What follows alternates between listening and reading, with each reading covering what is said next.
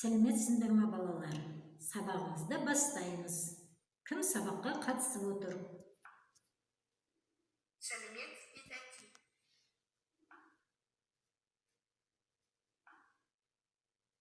Сәлеметсіздер етәки.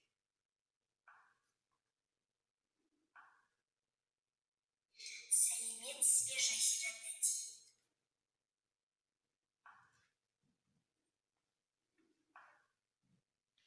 Сәлеметсіздер тәти.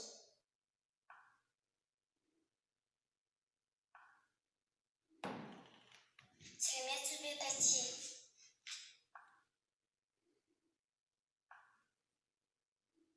Сәлеметсіздер Жайсира тәти. Жақсы. Сәлеметсіздер тәти.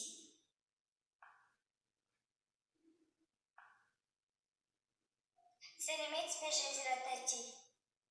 Жақсы, мен байқап отырмын балалар, бәрің сабаққа дайын екенсіңдер. Олай болса, сабағымызды бастайық. Сәлем білімді, білім алушы, қазақ елінің мақтанышы Жүсіпбек Аймауытов былай дейді: білімдінің сөзі ем, мейірімі көп, өзі кем. Білімді, мейірімді болайық балалар. Бүгінгі біздің сабағымыздың тақырыбы сарматтардың қоғамдық құрылысы мен шаруашылық өмірі. Сабағымыздың мақсаты археологиялық ескерткіштерді сипаттау, ежелгі тайпалардың қолданбалы өнер ерекшеліктерін сипаттау. Сармат деген жұрттың аты көне дәуір авторларының еңбектерінде біздің заманымыздан бұрынғы 3 ғасырдан бастап кездеседі. Осы ғасырда сарматтар күшейіп, басқа тайпаларға үстемдігін жүргізе бастаған.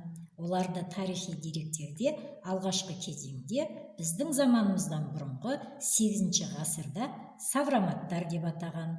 Арал-Каспий аралығында одан оңтүстікке қарай Дах, Дай, Даг тайпалары тіршілік еткен. Каспийдің жағалауында Каспийлер өмір сүрген. Каспий теңізін сол кезде Гиркан теңізі деп атаған. Соған байланысты Каспийлерді кейде Гирканилер дейтін. Сарматтар еліміздің батыс аумағын біздің заманымыздан бұрынғы 8 ғасыр мен біздің заманымыздың 5 ғасырында мекендеген. Енді сарматтардың қоғамдық құрылымы туралы танысайық. Алғашқы қауымдық құрылыс ыдырап, мүлік теңсіздігі шықты. Әскери демократия жетілді. Сармат қоғамында әскери демократия әйелдерге де қатысты болды.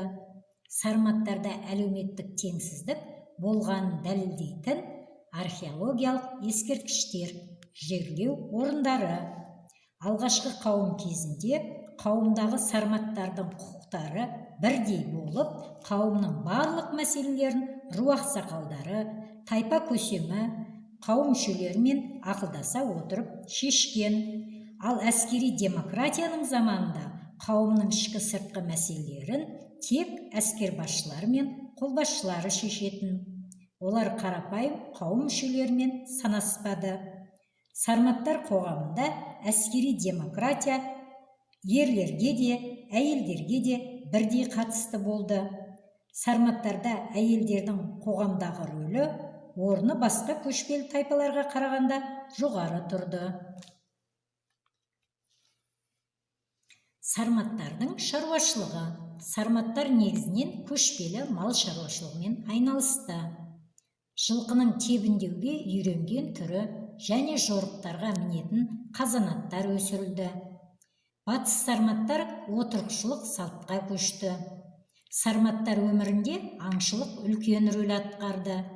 Еділ жайық бойын, Қара теңіз жағалауын мекендеген көп бөлігінің шаруашылығында малшылықпен қатар егіншілік те маңызды орын алды. Сонымен қатар сарматтар зергерлік өнер жоғары дамыды. Сарматтардың өздері жасамай шығыс елдерінен алғызған заттары шыны ыдыстар болды. Савраматтар обаларының ішкі құрылымы көбінесе ағаштан жасалған. Савраматтардың торсық, саба сияқты ыдыстар жасалған материалы теріден жасады. Сарматтардың археологиялық ескерткіштері. Сарматтардың ескерткіштері біздің жерімізде Батыс Қазақстан аймағында кездеседі. Батыс Қазақстан жеріндегі ерте темір дәуір ескерткіштері өзен алқаптарына жақын жерде орналасқан. Оның көпшілігі Жайық, Елек, Жем өзендерінің бойында. Үстіртте зерттелген Бәйте терең ескерткіштері. Хронологиялық жағынан Сармат тайпаларының ерекшеліктері негізінен 3 кезеңге бөлінеді. Бірінші кезең ерте Сармат кезеңі, Прохоров кезеңі, біздің заманымыздан бұрынғы 4-2 ғасырды қамтиды. Екінші орта Сармат кезеңі, Суслов деп аталған, біздің заманымыздан бұрынғы 2-ші, біздің заманымыздағы 1-ші ғасыр аралығын қамтиды.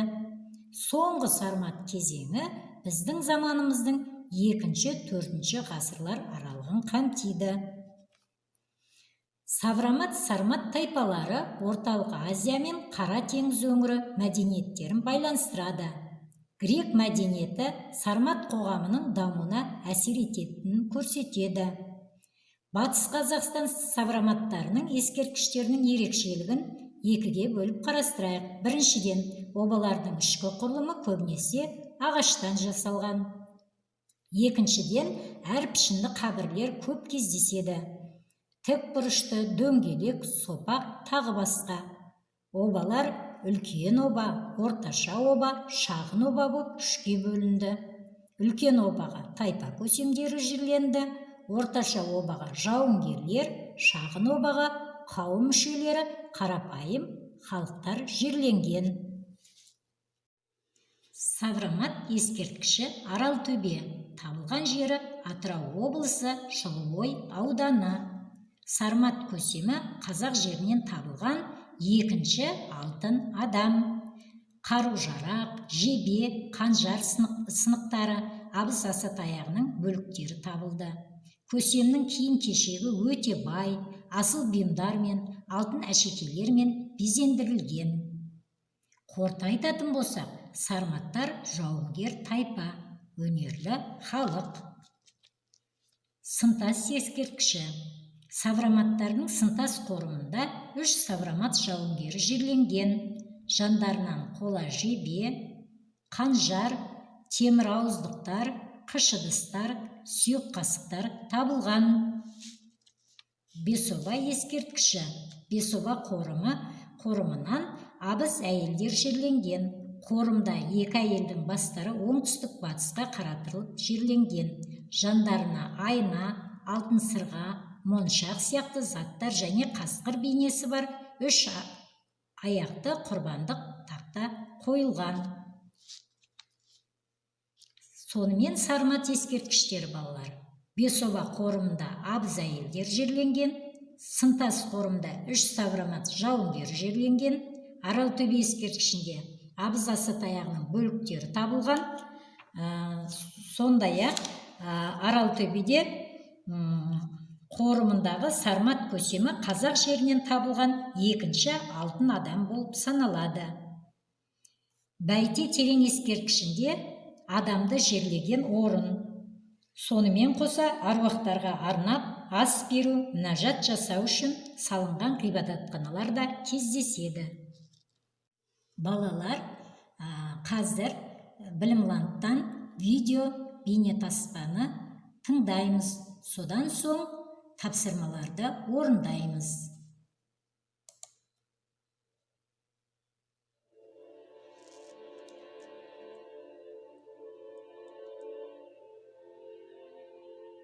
Сарматтар біздің заманымыздан бұрынғы 3-ші ғасыр мен біздің заманымыздан бұрынғы 5-ші ғасыр аралығында өмір сүрген.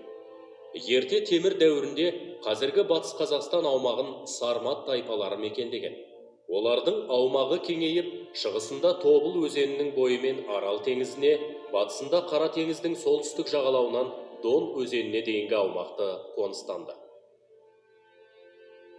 Сармат тайпаларының Дах, Дай, Даги, Раксалан, Язык, Ауырс, Сирақ, Алан секілді тайпалары белгілі.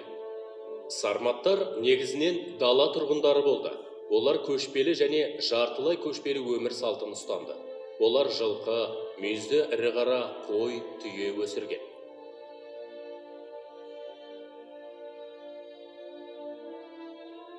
Сонымен қатар егіншілікпен айналысып, жабайы аңдар мен құстарды аулап, аңшылықты да кәсіп етті. Сарматтардың ыдыстары қыш пен металдан жасалды. Қыш құмыраларының түбі терең және кең болды. Тамақ дайындауға арналған қазандары темір мен қоладан құйылды. Торсық, саба, мес секілді ыдыстарды бұлғарыдан жасады. Ал шыны заттарды шығыс елдерінен алдырды. Сарматтардың баспанасы шатырлар мен күймелі арбалар болды. Киіз үйде тұрды дегенде болжам бар. Сармат қоғамында әлеуметтік үйлесім болып, әскери демократия болған. Тайпадағы барлық мәселелерді ру, тайпа мүшелерінің қатысуымен ақсақалдар мен көсемдер шешті. Кейін әскери демократия өркендеген кезде ру ішіндегі маңызды мәселелер көсемдер мен ақсақалдардың арасында өзара шешіле бастады. Сармат әйелдері тайпаның әскери қоғамдастығында болып, ерлермен қатар жорыққа аттанды. Бұған әйелдердің зираттарынан жауынгерлік қарулардың табылуы дәлел бола алады. Сондықтан әскери демократиялық қоғамда әйелдер құқығы ерлермен бірдей болды. Сарматтардың археологиялық ескерткіштері Жем, Жайық, Елек өзендерінің жағалауында орналасқан. Ең маңызды ескерткіштері Бесоба, Сымтас, Аралтөбе қорымдары. Ерекше жәдігер саналатын Сармат алтын адамына тоқталып өтейік. Атырау облысындағы Аралтөбе обасынан табылған Сармат көсемі мен әйелі ерекше құрметпен жерленген. Сармат көсемінің сырт киімі, қару-жарағы, қорамсағы және асатаяғы алтынмен зерленген. Көсемнің киімі асыл бұйымдармен, алтын әшекейлермен безендірілген. Ал Сармат әйелінің киімдерінің жиектері түрлі моншақ әшекейлермен безендірілген. Олар алтын сырға, сақина, алқа мен білезіктер таққан. Сарматтарда зергерлік өнердің жақсы дамығанын обалардан табылған осындай әшекей бұйымдар дәлелдей алады. Сармат өнерінде аңдық стиль мен полихромдық стиль қатар көрініс тапқан. Сарматтардың қоғамдық құрылысы мен шаруашылық өмірі туралы таныстық балалар. Енді келесі тапсырмаларды орындаймыз. Білімландтан Әсемай, Зарина, Әсем, Инабат, Бегарыс тапсырмаларды орындаймыз. Бірінші, екінші тапсырма. Әмірхан, Жанел, Айнұр, сіздер семантикалық картамен жұмыс жасайсыздар. Рымғали, Нұрасыл, Нұрислам, Фарид, сіздер Вен диаграммасымен жұмыс жасайсыздар. Сіздерге 7 минут уақыт берем, тапсырмаларды орындаймыз. Қалған оқушылар осы естіген түсінгендеріміздің түсінігімізді айтамыз ауызша. Және де соңғы жауап бұл жерде әйелдердің құқығы ерлермен тең болды. Тексереміз. Дұрыс. Келесі тапсырма бұл екінші тапсырма сәйкестендір деп аталады. Ол жерде заттарды неден жасалғанын сәйкестендіру керек. Бұл жерде құмыра, торсық, қазан, қыштан, металдан, былғардан деп тұр. Қыштан құмыра жасалынды. Металдан қазан.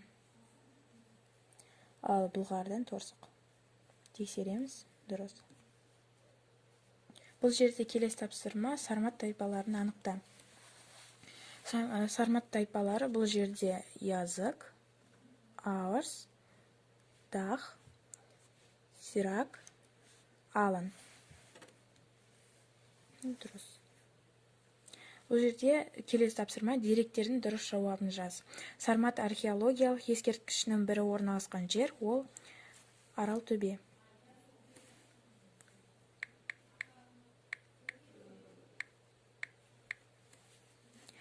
Екіншісі сарматтар туралы дерек жазған тарихшы ол Диадор.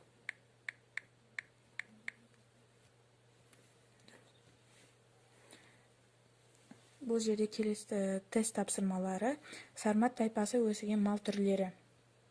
Біріншісі және екіншісі. Саврамат сарматтар туралы дерек қалдырған ежелгі заман тарихшылары. Бәрі де дұрыс. Сармат алтын адамды табылған археологиялық мекен. Бұл жерде Аралтөбе. Сармат қоғамында әйелдердің жауынгерлік құқығы ерлермен тең болды. Мұндай қоғам қалай аталды? Әрине, бұл әскери демократиялық. Мен осы білім ландтан берген тапсырмаларды орындадым. Сарматтар жайлы айттым, сіздерге түсінікті деп ойлаймын. Сарматтардың археологиялық ескерткіштері. Олардың археологиялық ескерткішінің бірі ол Сынтас. Ол Батыс Қазақстаннан табылыпты. Ол жерде обадан қатар жерленген сарматтың 3 жауынгері табылыпты. Олардың мәйіттерінің қасынан қыш ыдыстар, жебе ұштары, найза табылыпты. Екінші түрі ол Бесоба, Ақтөбе облысынан табылыпты. Зиратта жерленген әйелдердің басы оңтүстік батысқа қарай бағытталған екен. Мейіттің қасынан әйелдерге керек заттар, олар қола айна, қасқыр бейнесі бар 3 аяқты шырағыдан және тағы басқа заттар табылыпты. Ал үшіншісі ол Аралтөбе, ол Атырау облысы Жылыой ауданынан табылыпты. Ол жерде көсем мен әйел доп және диодор және тағы басқалары өз еңбектері туралы жазып кеткен. Сарматтардың шаруашылығы егін алқабы және олардың ірі қара малдары сиыр, жылқы, қой, түйе және тағы басқалары. Сарматтар қыштардан әшекейлер жасаған және де олар көбінесе алтынды қолданған. Сарматтар қыс кезінде қысқа тон киіп қайсы белдігін таққан және де олардың әйелдері ер адамдар сияқты киінген. Сарматтар Қазақстанның батыс жағын мекендеген. Аты көне дәуір авторлардың еңбектерінде біздің заманымыздан бұрын 3-ші ғасырдан бастап кездеседі. Біздің заманымыздан бұрын 8-ші ғасырда саураматтар деп атаған. Біріншісі Арал-Каспий аралығын мекендеген. Екіншісі Каспий жағалауында Каспийлер өмір сүрген. Каспий теңізі сол кезде Геркан теңізі деп аталған. Саураматтар ескерткіштері Батыс Қазақстан жерінде Жайық, Елек, Жем өзендерінің бойында. Саураматтар жөнінде грек, рим тарихшылары Диодор, Үлкен Плиний, Полибий жазып кеткен. Сармат деген жұрттың аты көне дәуір. Авторларының еңбектеріне біздің заманымыздан бұрынғы 3-ші ғасырда бастап кездеседі. Біздің заманымыздан бұрынғы 8-ші ғасырда савраматтар деп аталған. Арал-Каспий аралығын мекендеген. Каспийдің жағалауында Каспийлер өмір сүрген. Каспий теңізін сол кезде Геркан теңізі деп атаған. Сарматтардың ескерткіштері Батыс Қазақстан жерінде Жайық, Елек, Жем өзендерінің бойында. Саврамат жөнінде грек, рим тарихшылары Диодор Үлкен, Плиний, Полибий жазып кеткен. Сармат ескерткіштерінің арасындағы жақсы зерттелген қорым. Мен оны Сынтас деп ойлаймын. Абыз әйелдері жерленген қорым. Бесоба. Сармат көсемі екінші алтын адам.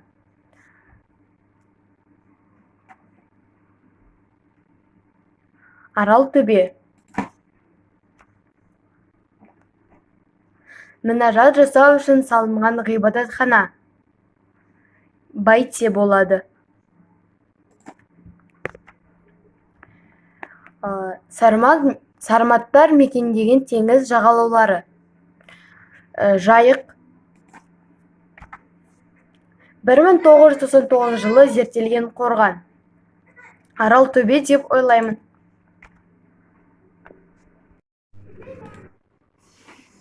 Сармат қоғамының 4 ерекше анықта.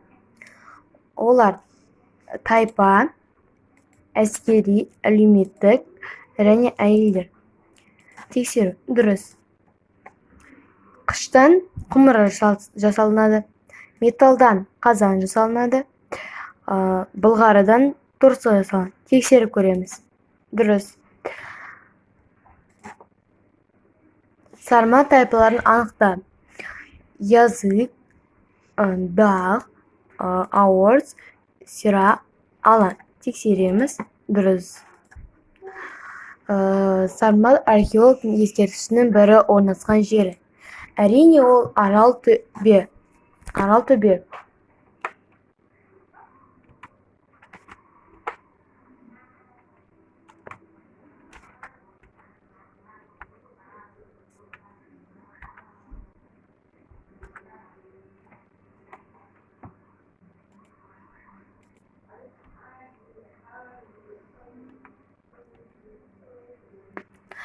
Сармат туралы дерек жазған тарихшы.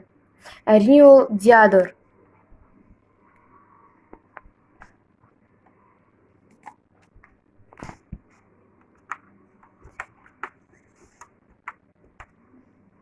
Тексеріп көреміз. Дұрыс.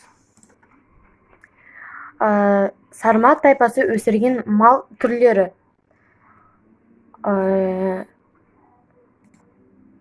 Тексереміз. Дұрыс. Сармат туралы дерек қалдырған ежелгі заман тарихшылар. Тексереміз. Дұрыс. Сармат алтын адан табылған археолог мекені.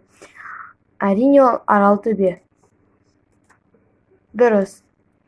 Сармат қоғамында әйелдердің жауынгерлік құқығы ерлермен тең болды. Мұндай қоғам қалай аталады?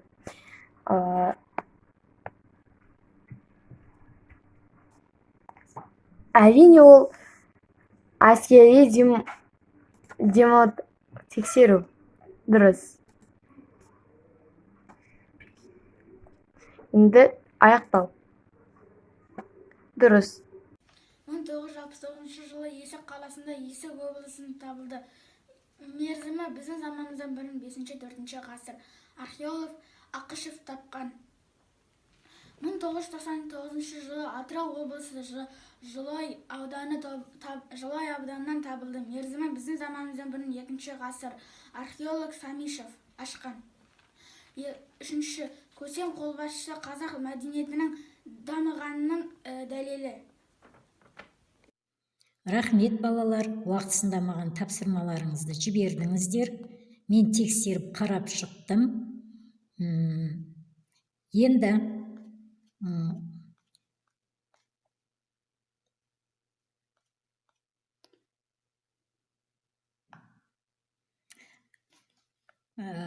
Зарина, Әсемай, Инабат маған білімландтағы тапсырмаларды өте тиянақты орындады.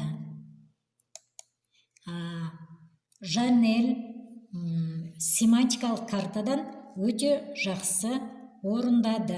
Жанелдің жауап бергені маған өте қатты ұнады. Сармат ескерткіштерінің арасындағы жақсы зерттелген. Енді алтын адам диаграммасы бойынша Арымғали Нұрасыл өте жақсы орындады. Сіздерге көп рахмет. Енді бүгінгі сабағымыздан қандай әсер алдыңыздар, соны маған жіберіңіздер. Бүгін мен қашықтан оқыту сабағымда WhatsApp-пен оқыту тәсілін пайдаландым және білімландты қолдандым. Құрметті ұстаздар, сіздерді келе жатқан жеңіс күні мерекесімен құттықтаймын. Барлықтарыңызға, отбасыларыңызға аманшылық, жұмыста шыдамдылық тілеймін. Сау саламатта болыңыздар. Сіздерге сабақтың ұнағанына қуаныштымын. Тыңдағандарыңызға рахмет. Келесі кездескенше сау саламатта болыңыздар.